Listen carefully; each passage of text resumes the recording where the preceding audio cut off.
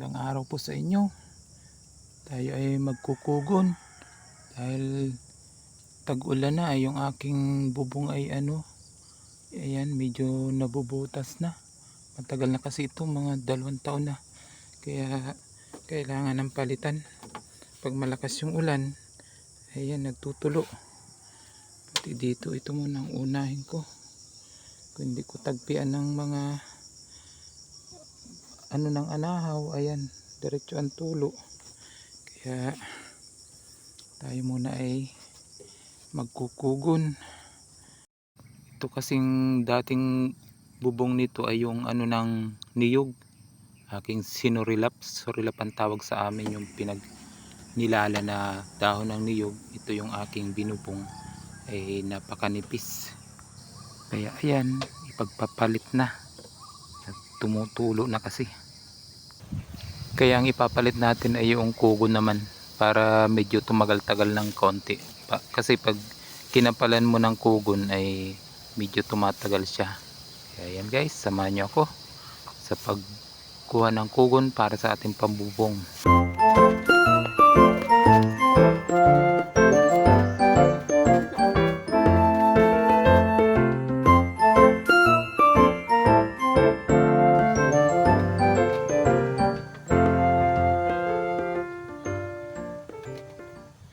Alam nyo ba nung mga kaibigan ko na noon, pag meron kang malawak na ganitong kugunan ay pera na, malaking pera nang ibibigay sa inyo. Pero ngayon wala na siyang, hindi na siya ginagamit gaano sa mga bahay.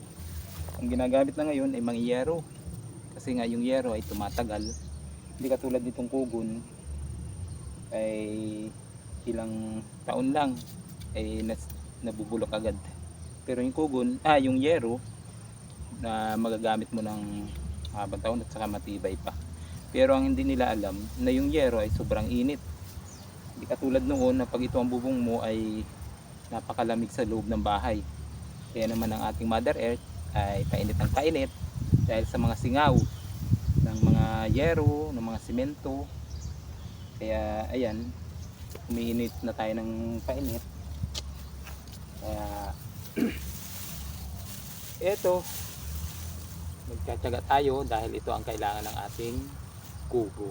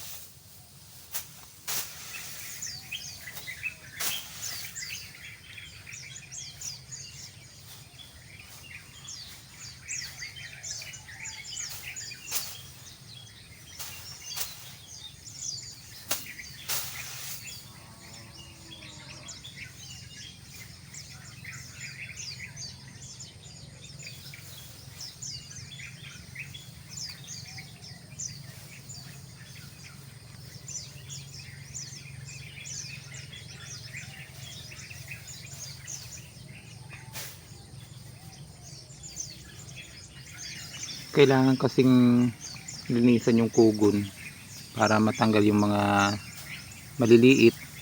Kaya ating tawag sa pag ganyan ay sinusuyod para yung dumi ay matanggal, para yung ating ibububong ay magandang tingnan pag siya ay binubong.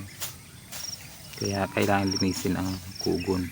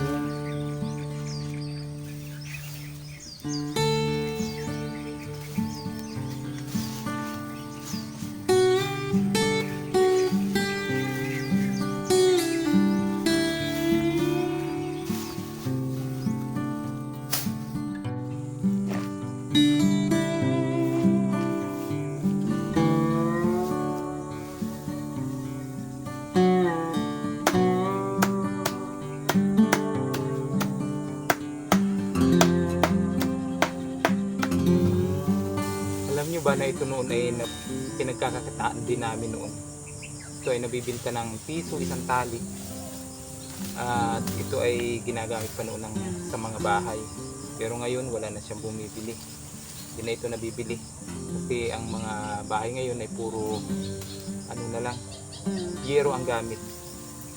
Kaya nawalan na ito ng halaga. Kaya yung mga mahirap na nagkukugon, hindi na sila nabibentahan ganito, wala nang kumukuha sa kanila, wala nang order.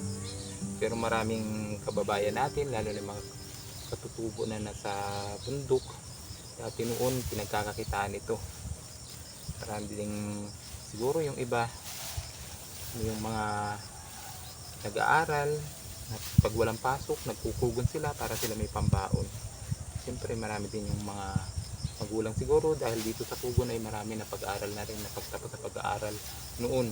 Pero ngayon wala na itong halaga sa kanila, hindi na ito nabibenta. Kaya masakit, diba? Yung pinagkakakitaan noon unti-unting nawawala.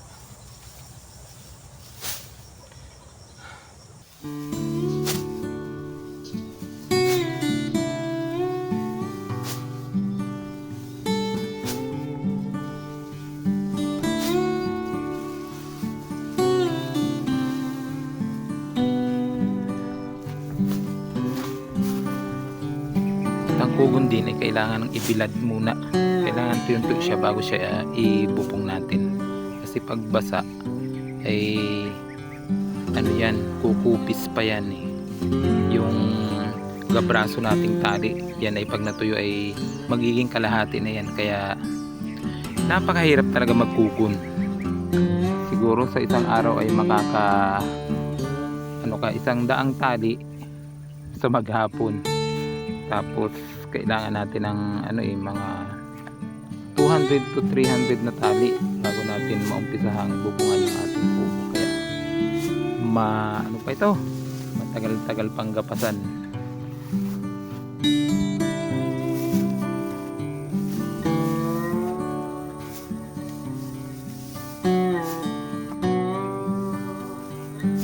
At ayan, hapon na at natuyo na, ay kailangan nating ipunin uli at ilagay natin doon sa hindi siya nababasa. Tuwing gabi pa naman ay umuulan dito, kaya ating pipinawin at itabi natin doon sa hindi mababasa ng ulan.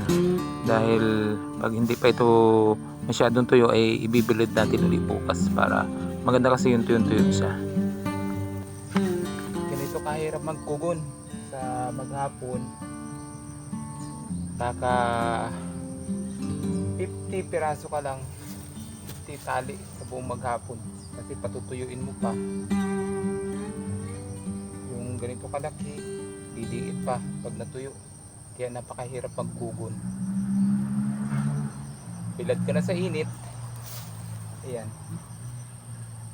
Pero tiis-tiis lang, tiyaga-tiyaga para tayo may pambubunggo sa ating kubo.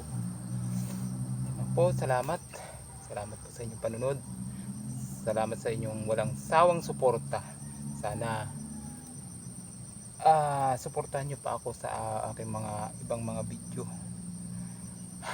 Thank you po, thank you. Thank you sa suporta ninyo. Maraming salamat po. Hayaan nyo po ninyo na sigad na lang yung magbalik sa inyo. Hindi ko man kayo matulungan. Hindi ko man mabisita yung inyong mga channel kasi napakarami na ninyo. Kaya bahala na sigad yung magbalik sa inyo sa tulong na binigay nyo sa akin. Thank you. God bless po.